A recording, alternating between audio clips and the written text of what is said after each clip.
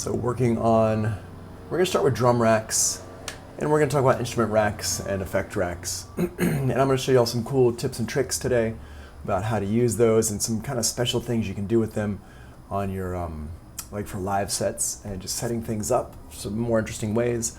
And we're going to start getting into using Ableton Live in a live setting and showing how you can explore the different levels of live and what all it can do for you. So that's what we are kind of working with today, going in that direction. So the first thing we're going to talk about here are the drum racks. Let me just go ahead and delete these channels out here. I'm going to go ahead and save this as drum racks.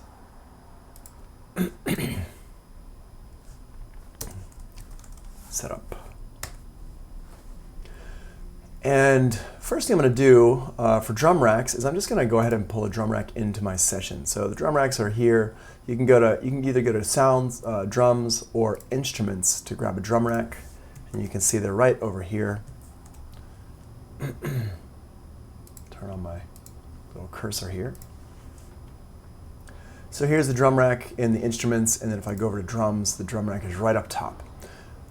So the difference between this and these down here, these are all drum kits that are already populated that the people at Ableton have already put together for you, and you can check them out and you can drag them in. They're already going to have drum samples in them, whereas a drum rack is the instrument itself in which those drum kits live. And so the drum rack is basically an empty instrument or an empty device, as Ableton Live calls them. So if I pull a drum rack in, I go down here in the corner and I zoom in so we can see it, you're going to see a couple things in this drum rack, what we're looking at here. So first is the power button up here. This is what every device has in Ableton Live, and it basically just turns the device on and off. It's kind of like a bypass switch if you're thinking in terms of like Logic or Pro Tools. So make sure that's on. The name of it is right here. You can see the blue hand here, which is, allows me to control it from a certain specific controller. Here we have our, what do they call this? I forget what they call this button, the hot swap presets button. Basically, this just gets us to our presets that Ableton have set up for us. And here's the disk button. This saves it to your hard drive. Over here in the main section of the screen, what we have are these different drum cells. And they call them drum rack pads. And they're basically set up kind of like a MPC or something like that. And you can see they have a note number on them. And on the left-hand side over here, you can see there's this little gray square and all these other little squares that are here. And I can drag this square up and down. And as I drag it up and down, you see all those note names change. All the note names and numbers, they change. And what this is doing is it's actually dragging my view through all the different keys on a keyboard. That's basically what we're looking at here. These pads are set up just to be keys on a keyboard. So if I've got my keyboard here and I hit, let's see, let me turn on the record enable. If I hit this key right here on my keyboard, let me just show you what's happening here. My camera, there's my keyboard. Let's see, let me put that into position there. There we go, so you can see that much more easily. So if I hit this key on the keyboard right here, you'll notice that it's playing. It's playing that pad right there. And if I go up, it's playing all these different pads. Let me just zoom in on this so y'all can see this more clearly. It's just playing all these different pads right here. And you can see as I go up, you can see the pad it's playing over here on the left, but it's not showing it here on the right. That's because we're off the screen here. So if I click and drag this up, now we can see I'm playing that pad. So if you're ever using drum racks and you're not hearing any sounds and you see there's drum samples on here and you're like, why am I not hearing any sounds? The reason why is because you're probably not playing the correct octave. And this is a very common mistake in the beginning when people first start learning how to use drums and samplers and things like that. They'll sit there and they'll be banging on the keys and they'll be like, I'm not hearing anything. Why am I not hearing anything? Well, the reason why you're not hearing anything is because you're in the wrong octave. These drum samples live on very specific keys on your keyboard, and you have to be playing those keys. They don't just live on every single key. I was teaching a student a couple days ago, and he has the Control 64 from Native Instruments, or the Control 49 rather, and he was like looking at all the lights that light up when you have samples on the keys in any of the contact instruments, and he was like, why are all these different colors but all these are not colored at all? And I said, well, that's because only those notes have samples on them. And it kind of took him a second to understand that the samples are only on very specific notes on the keyboard, and some of them might have the same color on them, and that's because that's the same sample. And why are they set up like that? Well, it's just whoever set that drum kit up, they just set it up like that. And one thing that you're going to have to kind of get used to is that this is kind of the Wild West in terms of drum kits and things like that. Some drum kits are going to have 16 sounds, some drum kits will have 64 sounds, some drum kits will have 8 sounds. It really just depends on whoever set up that drum kit, how many sounds they decided to put into it. And there's no set way to do it. There's no set like number of drum sounds. You must have a minimum of 16 drum sounds, or you must have a maximum of 64 drum sounds. Something like that, that doesn't exist. So it's just like if the person who made the drum kit had 80 sounds, then your drum kit's going to have 80 sounds. If the person who made the drum kit has 5 sounds, then the drum kit's going to have 5 sounds. There generally is a setting for what instruments go on the drum kit, though. On each instruments go in the on each key in the drum kit, and you can see here, and it's what we call general MIDI. General MIDI is a kind of standard that people tried to put in place many years ago to keep things kind of even across the board. So if you bought a keyboard from Roland or bought a keyboard from Yamaha or Korg, and it was general MIDI, then certain instruments on there would be set to the general MIDI standard. And for drums, what that meant was that C1 was always one of your kick drums, and C2 was always a side stick. And if you mouse over each pad, you can see that it gives you the suggestion for what should maybe be on that pad. Now, you don't have to pay any attention to this. You can make the drum kits have whatever sounds you want on any key you want. But the nice thing about paying attention to these suggestions is that if you switch your drum sounds later, if you switch your drum kit later, you'll still get a kick drum, because remember, your beat loop is playing MIDI. And so if I've got a kick drum on C1, and so it's going boom, boom, boom, boom, boom, boom, boom, boom, like that, and I change my kit, and it still has a kick drum on C1, but it's a different kick sample. Instead of going boom, boom, boom, it might go bap, bap, bap, like something like that. So you can easily change your sounds or your kits and still have the same rhythm with the same generic instruments, kick drums, snare drums, hand claps, hi-hats, things like that. But those specific sounds will sound slightly different from drum kit to drum kit. And that's a really cool thing to do, I think. So I try to set my drum kits up on these first octave. I try to set them up on the same sounds basically every time. So if I'm using hi-hats and snares and side sticks and hand claps and toms and things like that, I put them on the same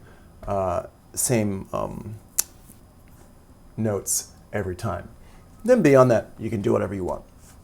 Now, if I'm just making a real quick drum kit that I know I'm just going to use for that one song, I'm just dragging in like a kick and a snare and a hi-hat, and that's it, then I'll put them on whatever I really want to. But I've been doing it for so long that I still tend to put them on the same notes all the time anyway. It just makes it really easy to see.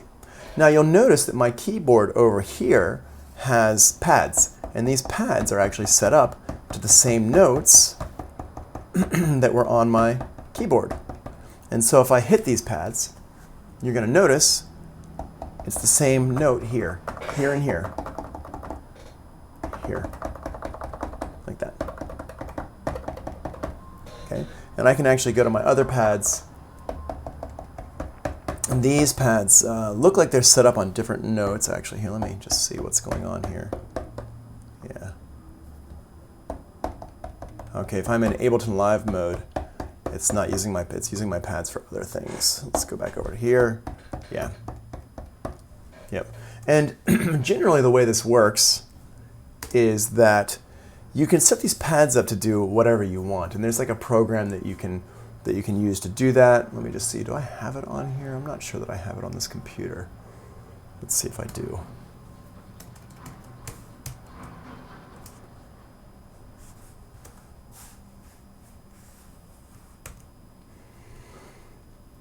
Yeah, the MIDI control center. So if I open this up here, I don't want to install the update. You can see here if I click on these, it'll show me whatever this is down here. So I can set this to be different colors and things like that. And I don't, yeah, this will be, it'll flash red, and this one here would flash, I can make it flash blue, maybe. No, not with this one, I guess. Yeah, it's just red. Okay. Wow. So you have different options here, and then different these control change knobs can be different things as well. And you can set all that stuff up, and you can like save it to your memory slots in here. And so you can see memory slot number 8 is for Ableton Live. So if I click on that, I can see what everything is doing down here. And if I switch over to number 8 here, it'll show me like different things like that. So you can set these up in here, and you can set up different memory slots, so you can have different notes and things like that on there. We're gonna talk about the different controllers that you can use on another day. I don't want to get too deep into it today because I do want to bring back my push in here and show you how the push works, and show you how the launch pad works, and just show you how you can use different controllers with this. I also have like a DJ controller here that I can show you how to use with things as well. So that's basically what we're looking at right here, the general broad strokes. Now you'll notice over here on the left that you also have these other little buttons here, and these show and hide different things in our drum rack here. So let's just go through these one at a time here so we can see what's going on. So first of all, this one here is your note, it follows your MIDI. So for example, if I'm, let's see, yeah, let's do that right there. So if I'm playing MIDI notes, if I have a sample in it, it'll follow that MIDI note. So let me go ahead and just drag a drum rack gang for life. Yeah, gang. I'm a huge fan of the drum racks. I totally agree with that person. Drum rack gang for life, into it. All right, so over here, let's see. This is a drum rack that we've already made that Ableton has made for us. And so when I hit, you'll notice that when I hit different keys on my keyboard, it changes what we're looking at here on the right-hand side. So this right-hand side is our instrument that we're playing the sounds from.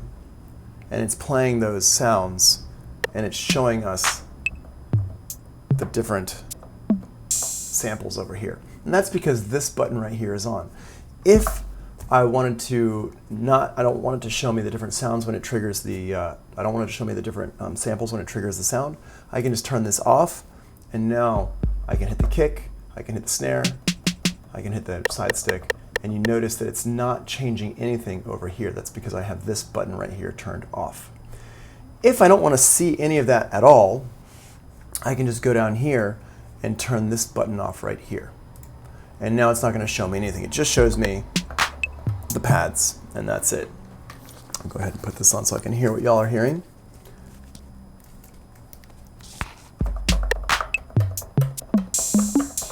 Right, so we have that there.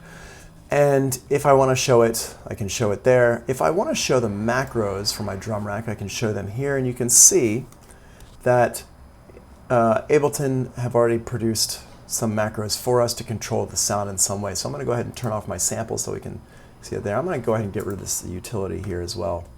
We don't really need that in here. There we go. So if I go in here and if I hit this button, you can hear the sound changes.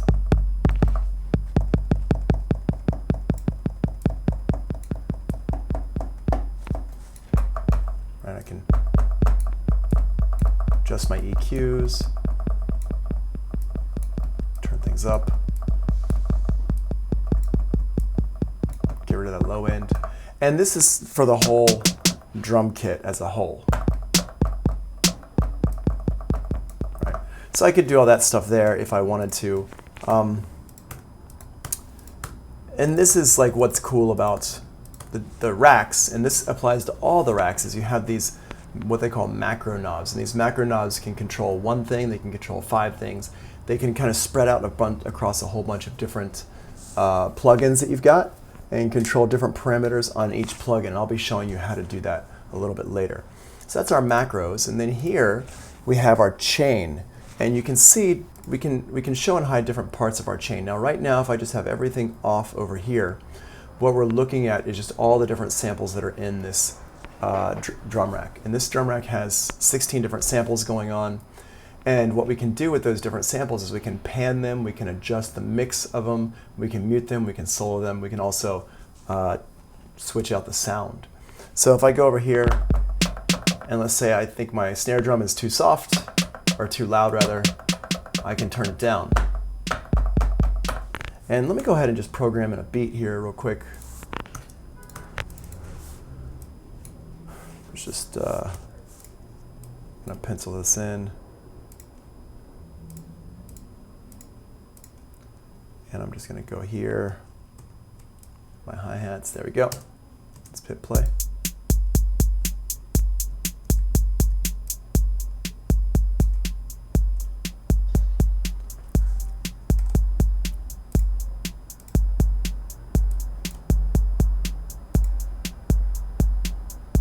Cool. And I'll just go ahead and put this in here.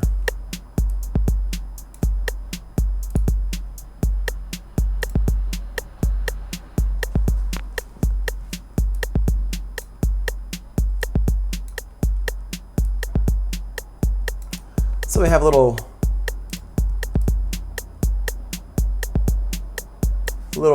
loop going there, and I'll go back over to my drum kit by my drum rack just by double clicking on the name of the track. Let's go down here and make some changes to this. I can turn up my snare drum. I can get my hi-hat lower, higher. I can pan it left and right. So if you're listening on headphones, you can hear that panning right there. Same thing with my rim shot there. Okay, and that's basically what we can do here in this little window. Now, you'll notice that there's other little things down here that show up. When I click on this button, they show up. When I have that button turned off, they do not show up. Here's our I/O section here, and the I/O section has to do with what we're actually, the input, the output, and what note we're playing on here. And this is going to become really important in a little bit. We're going to come back to that and talk about that in just a second. Then we also have our send and receive here, so we can send stuff out to send A, and we can receive stuff back. And this is, the thing about this is encapsulated within the drum rack. So within the drum rack, you can have different effects. You can have send effects, and you can send out to them and come back to them. So you can have like reverbs and things like that, which is something that I use on stage, but I don't use it in the studio so much. In the studio, I like to have my reverbs and things just be global reverbs for the whole track. For the most part, is how I like to work. But on stage, I might want to have a few different kits inside of one drum rack or inside of one instrument rack, which we're going to talk about in just a minute, and have everything going into a reverb. So I just have everything kind of self-contained. And there's a real good reason why I like to do that, which I'll show you in a little bit. But that's what the I/O section here is for. It's basically for your inputs, outputs, and sends and return. So if I want to have a reverb for that drum rack, I can do that, and I can send some of the channels, some of the sounds to that reverb. So let me just show you what I mean. Here we have this here, and if I click on it, open up my device over here. Here's our chord drum master here, and so you can see it's like, that's not really a reverb here. Let's go ahead and throw a reverb in here.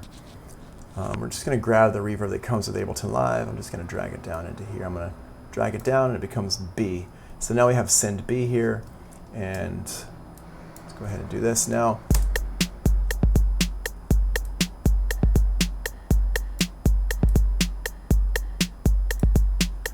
And you can hear that reverb on the rim shot there, and I've got a little bit on the snare drum, but nothing on the hi-hat, and nothing on the, let me get that hi-hat back in the center, nothing on the kick drum and nothing on the hi-hat. And I could take this hi-hat and, oops, not that, this. You can hear that reverb is not on the hi-hat. I'm going to get rid of it. So that's how we can set this stuff up. Now, one thing about this is that you don't have a lot of room in here to see what's going on with this.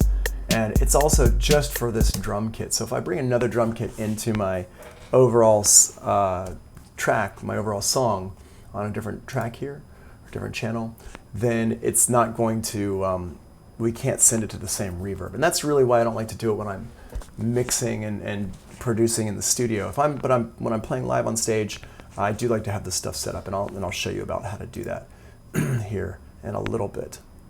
The other thing that's in here that I just want to point out since we're here, I'm going to turn these off. Actually, I'm going to go ahead and turn all this down though, so we're not hearing it. Yeah, cool. I'm going to just get rid of the reverb. There we go. So the other thing we've got going on here, if I go to my I/O section, is this receive and play and choke. So the receive, play, and choke, what these do is they are, the receive and play have to do with your keyboard and where you're sending things out. So for example, if I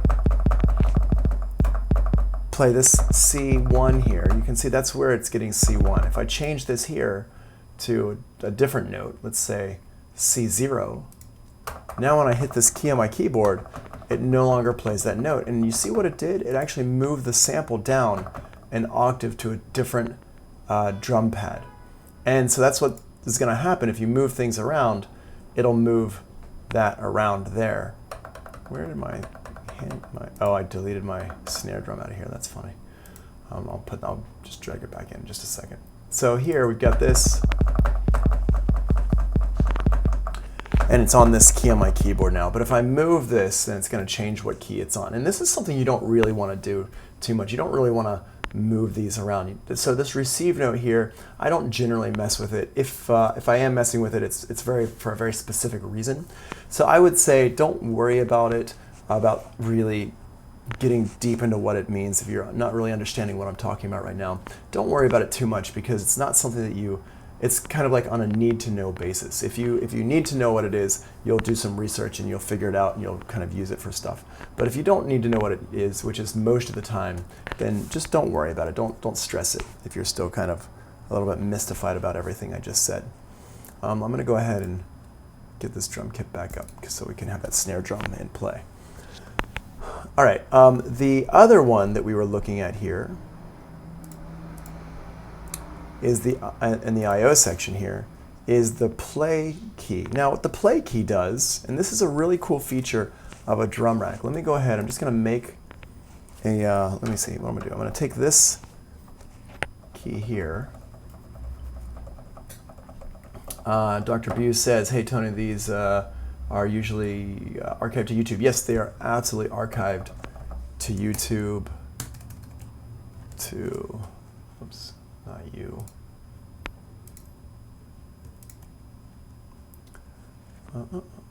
Here, they're right here.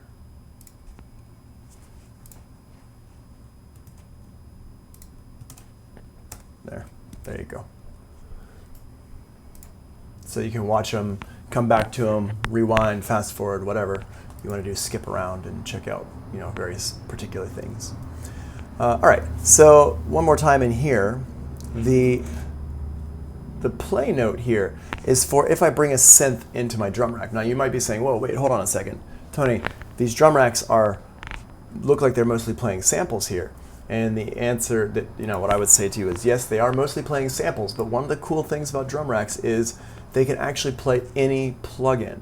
Any plugin at all that you want to drag into a drum rack, you can drag that plugin right into the drum rack. So for example, if I'm over here, let me see, I've got my kick drum here, there we go.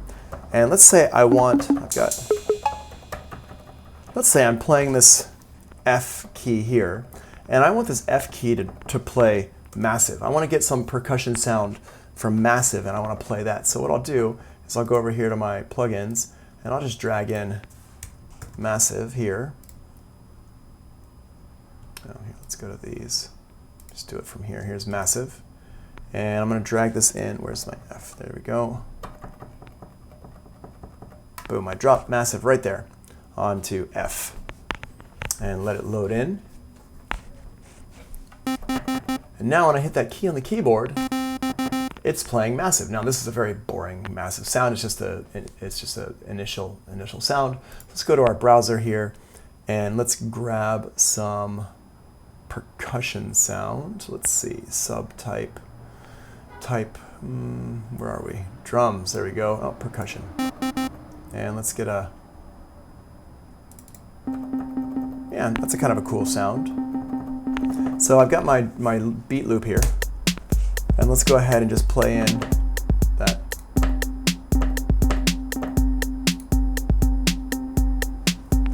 Now that's pretty cool, and I can mess around with stuff.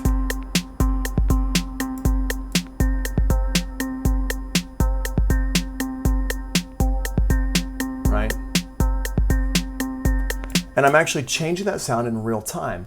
What I can also do to it though, is I could say, you know what, I like the sound, it's a cool sound, but I don't think the key is correct for my song. So I can change the play note, and the play note denotes which note on the keyboard, which like pitch that the sample is playing, or the trigger is playing. So the note that we're actually using as our trigger is right here, F2. This one we're not going to change, but this one here is the output pitch. So if I change this,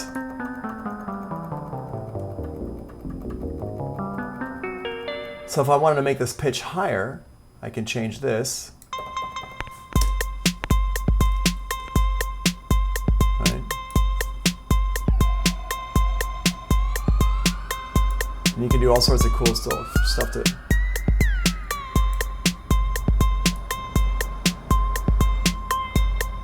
And I could record that in as automation here. Let me just go ahead and record that in.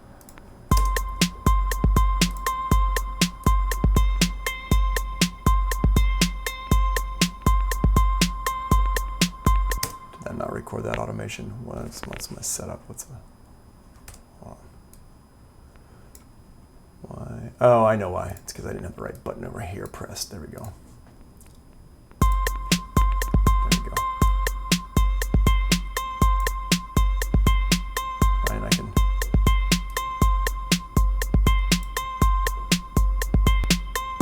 Going to record these in.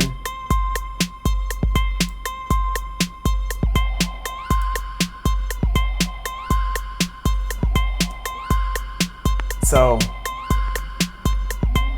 now one thing you'll notice is that when I go ahead and start turning these knobs, it automatically puts a little fader in down here. We're going to talk about that in just a little bit, but I just want to show you that it automatically puts the fader in here, and you can see these moving around. And if I wanted to edit those, what I would do is I'd go over here and double click. And remember we talked about the envelopes before when we were talking about automation. Well, here's all of my envelopes that I just recorded. Here they all are. You can see there's one there, and we can see there's another one here, and another one here, and it shows you what they are here. And we can see we could go in here and edit these, so I could say, all right, I like this, but I really don't want it to be doing that. I just want it to be doing a steady, straight up thing here. And just curve that. And I can go and do the same thing for my reverb.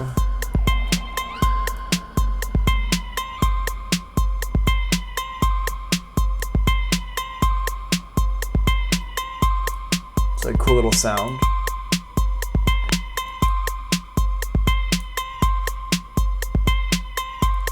And this is how you can get some really cool, sound effects and some different things going on here.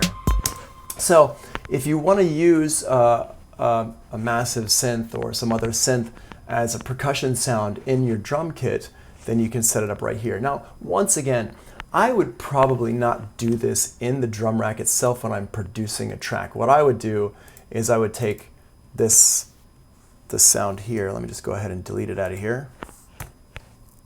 So now, no longer there. We still have the information in here though, so the note information. I'm just going to go ahead and delete this out as well.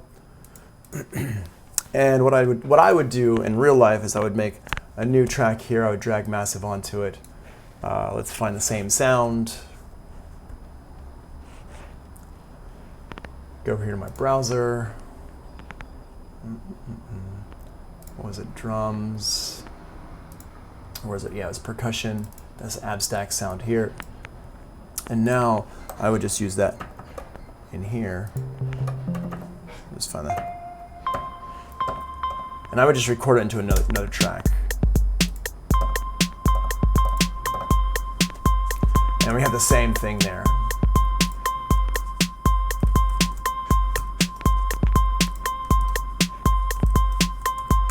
Just rename that there.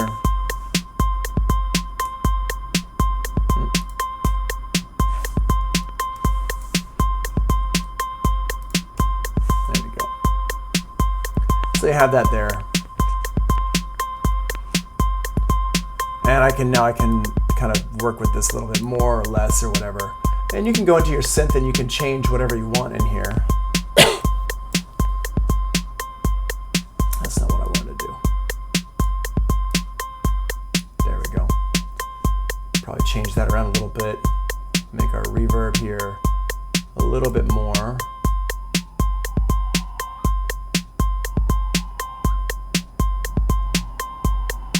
And what's cool about this is now I have a little bit more control over this when I detach it from everything else. So in a studio, I would kind of work with it like this, more than sticking it into the drum rack itself, but I just want to show you how you can stick things into the drum rack there. Cool. So we've got that set up there. Now, the other thing I want to show you about is this choke section here. When we talk about samples, we're going to get really into the choke section. Well, not really into it, but we're going to come back and see it again. But let me just show you what it does here. This choke section, you notice that I've got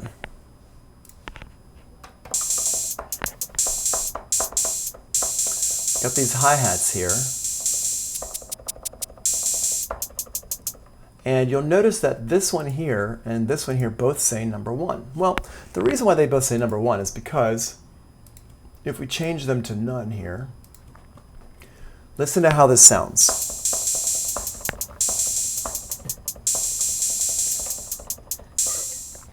And notice what's happening here is that this open hi-hat is just staying open. So if I'm playing this closed hi-hat, the open hi-hat is just staying open the whole time, and it's not closing when I play the other hi-hat. And this is very unrealistic for cymbal sounds, for hi-hats and stuff. So what I want to do is I want to set these both to the same choke group.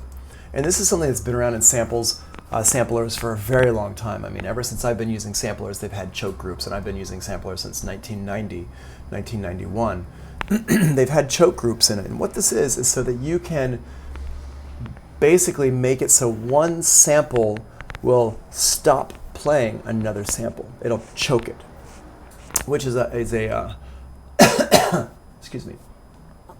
It's a reference to a cymbal technique where you choke the cymbal, you hit it, and you grab it with your hand to stop it from playing. Like that. And that's where the word comes from. And if you put them on the same group here, and it doesn't matter which number as long as it's the same. Excuse me.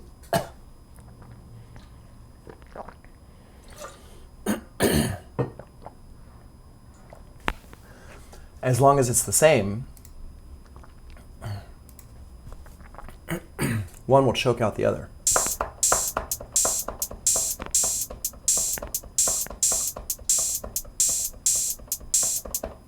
Which is pretty cool. Now, the normal way to use that would be for hi-hats and stuff like that.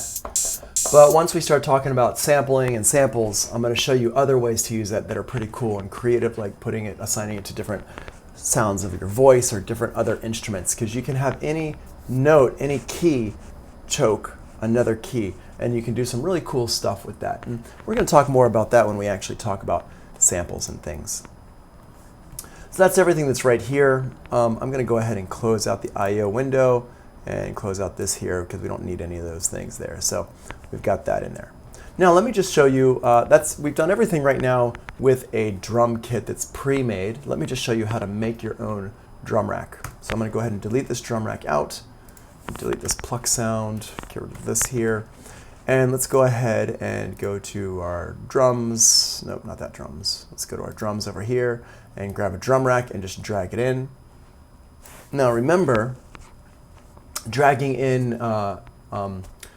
your plugins and stuff, you can have two different ways you can do it, or a couple different ways. You can drag it directly onto the track, or you can drag it up here to the top of the track, or you can drag it down to the bottom, or if you have your track selected, you can just double click it and it'll just put it on the track. And if you don't have a track selected, if you double click it, it'll actually just make, well, it should just make a new track.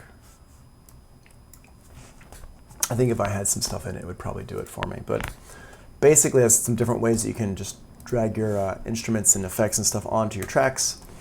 So here I have a blank drum rack with nothing in it. Good to go there. So I'm just going to go ahead and go to my drums section, and up here it says drum hits. So I've got this drum hits here. Let me go ahead and make my screen a little bit bigger for you. I don't think you need to see the keyboard over here, do you? Probably not. Let's do this right there. Cool. So go down here. So here's my empty drum rack here, and I go up to the top up here, and I go to my drums section here in the categories, and I've got my drum hits here, and these are all a bunch of drum samples that come with Ableton Live. So if you want to make your own drum kits, it's super easy. You just go ahead and find the sounds that you want. So I'm going to go in here to my kicks, and I can just scroll through these. And if you want to find this, you want to hear those samples louder, right over here, down here in the corner, click that and drag it up like that to make these a little bit louder here.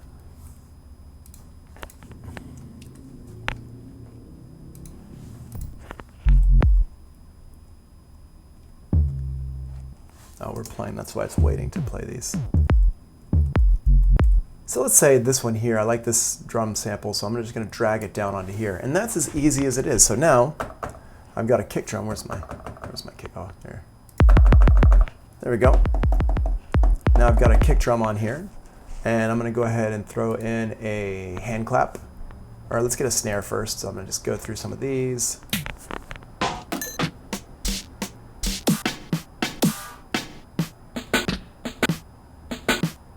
We'll grab this DMX one, and I'm going to grab it and I'm going to drag it down here onto D1.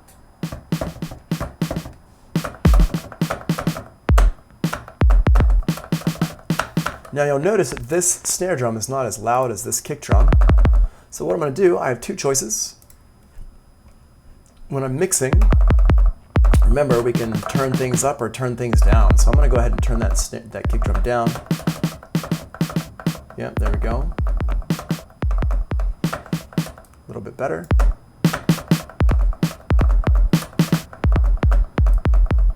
Maybe a little bit more. There we go. Cool. And let's get a hi-hat in here. I'll go up here and close my snares, and let's get a hi-hat.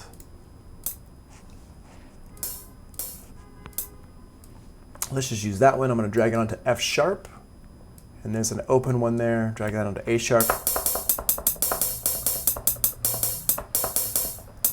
If I want to make those close one another off, I'm going to put them in the same choke group here. So just put that in number 1, put that one in number 1.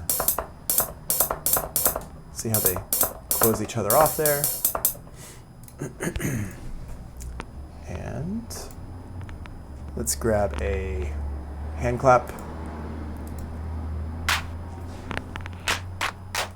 And I can use my arrow keys on my keyboard to go ahead and scroll through those.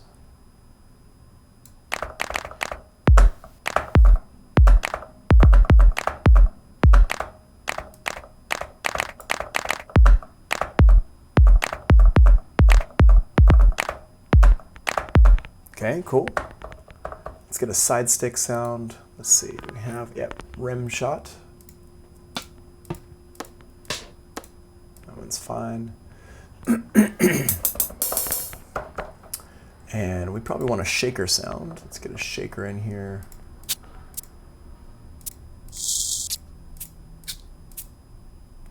Cool.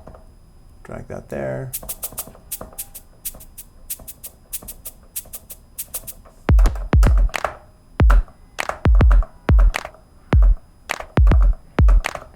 Sweet, I think we have enough sounds to kind of do some stuff with, but let me just throw in one more. Let's just throw in like a miscellaneous percussion sound and see what.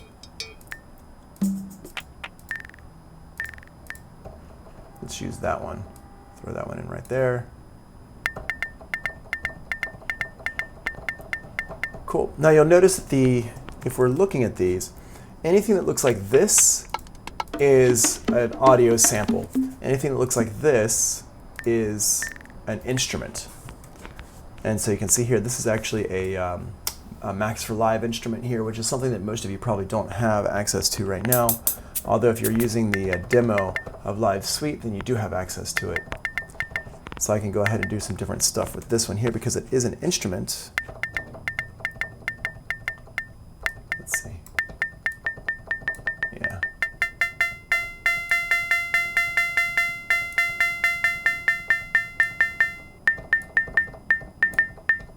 Cool. There we go. Make that like that. Cool. Make it a little bit softer. Let's get some toms in here as well, just to kind of make this more complete. And you can see there's all the different tom drums here. I can't really read these names right now. There we go.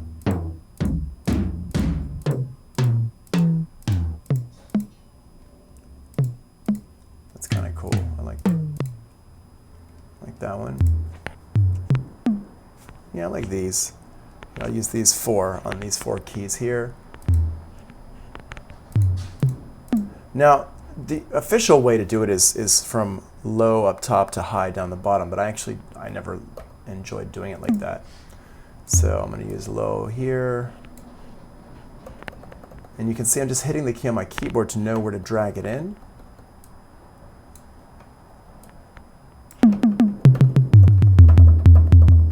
And there we go.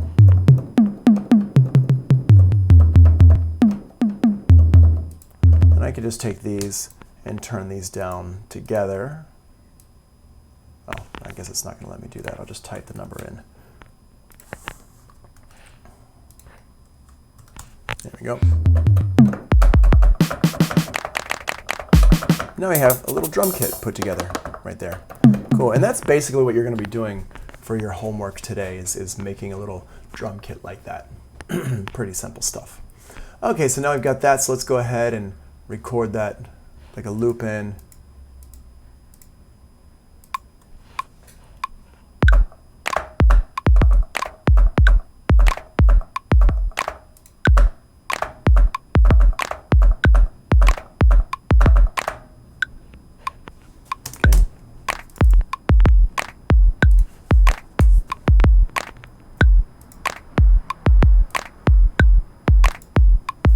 Cool.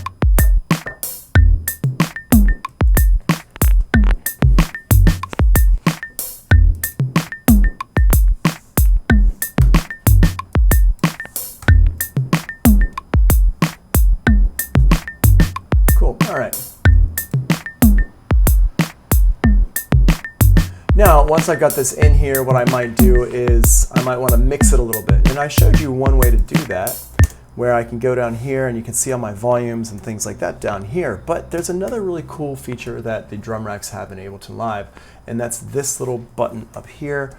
It's a little arrow key, and what this does is it extends out. It's basically showing you that this is a group, and we can see all my drums here, and you can see them like it's like a mixer down here on the bottom.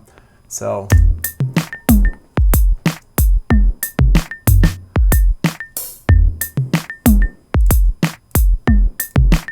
take these and I can drag them down like this.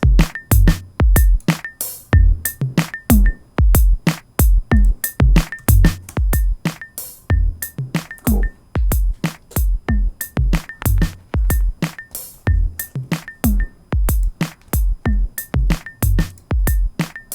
I turn this one down. And this clave here, clave, I'm going to take this one and I'm going to change the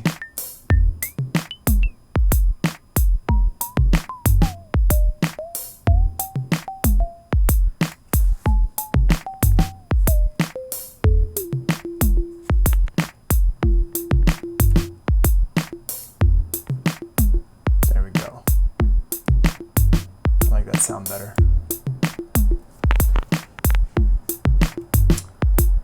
And this kick drum here, let's shape this kick drum a little bit more. I'm going to go in here into my sample here. I'm going to just shape this kick drum.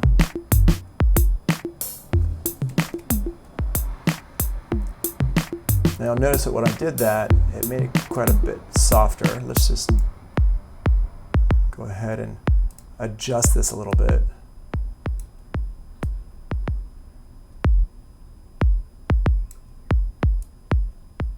Make it a little bit shorter here. There we go, like that. And that changes the kind of overall feel of that drum beat. Nice. Okay. Now, one thing you'll notice is that when I'm in this view, all I'm seeing is each individual instrument with the sample in it. And there's all this space over here to the right, and you'll notice that what it says is drop audio effects here. This is super cool because what this basically is telling us is that we can put audio effects in here. So let's go ahead and do that. Let's put a little distortion onto this kick drum here. I'm just going to open this up, and we're going to go to our audio effects. I'm just going to use the ones that come with Ableton Live here. Let's use Saturator. We're going to solo it out so we can hear what it's doing. I'm going to go ahead and click on the hot swap button here so I can choose a preset. And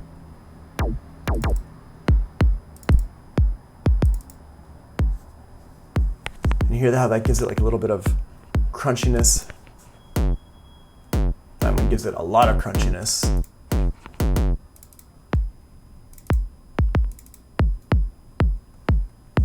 Right? That gives it kind of like a nice little slightly overdriven sound, which is kind of cool sounding.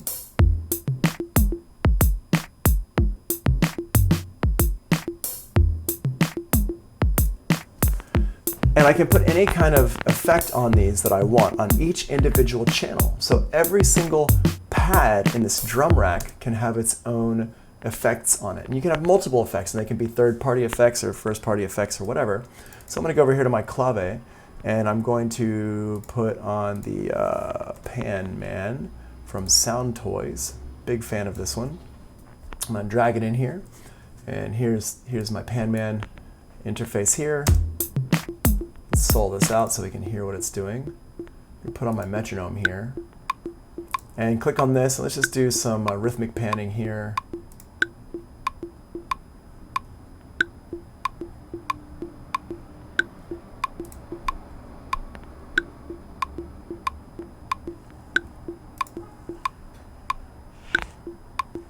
Some random stuff.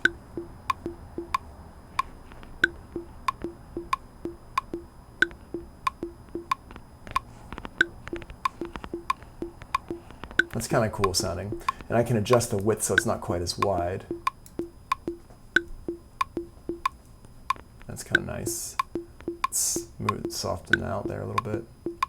Yeah.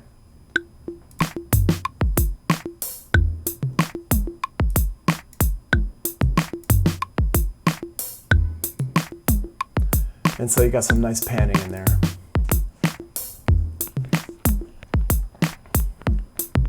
Cool.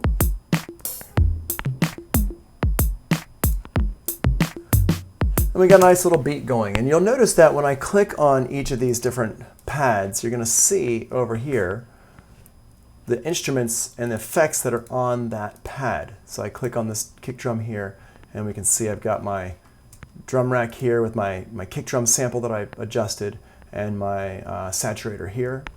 And over here on my clave, I've got the clave instrument here, which is, like I said, a Max for Live instrument, and the Pan Man here, which is just a Sound Toys third-party effect. And the reason why I put that on there is because I want to show you that it can use third-party effects. Now, this drum rack here, let me give it a name, because I like it, and I want to save it. So we're going to go over here, I'm going to click on it, hit Command R, and we're going to call this one Tony Old School Kit, like that. And I'm going to hit the Save button here. And actually, let me just put my, usually what I do is just TG. There we go. TG Old School Kit, and I put my initials there so I know that I made that preset. And if I share it, it's just got my initials on it there. So I hit the Save button here. Here's my Save button. And when I do that, it puts it here into my instruments, my drum rack here section. And it just puts it in here. And this is in my user library. So I hit Save on it, I hit Go, and it saves it in there. So now that it's saved it there, what I want to do is I actually want to take it and save it into my own Ableton plugins folder, which is something we talked about briefly before. There is a homework assignment about this. So I'm going to drag it in here into my drums section. You see I've got a drums folder in here. So I go over here to my user library. I'm just going to drag it and hold down my button, the mouse button here, until it opens up, and I'm just going to drag it in here to my drum kits. And now it'll live here in my drum kits with all my other drum kits samples that I've made over the years. Not that many really, because I tend to kind of go back to the same kicks and stuff all the time, but I do have a few in here. And you can see here it says TG Old School Kit there, right there, if you're looking for it. So a lot of different drum kits in here that I can get to really, really quickly. And that's basically how you work a drum rack. That's the basics of the drum rack there. All right. And what I'm going to do is I'm going to go ahead and pause this video,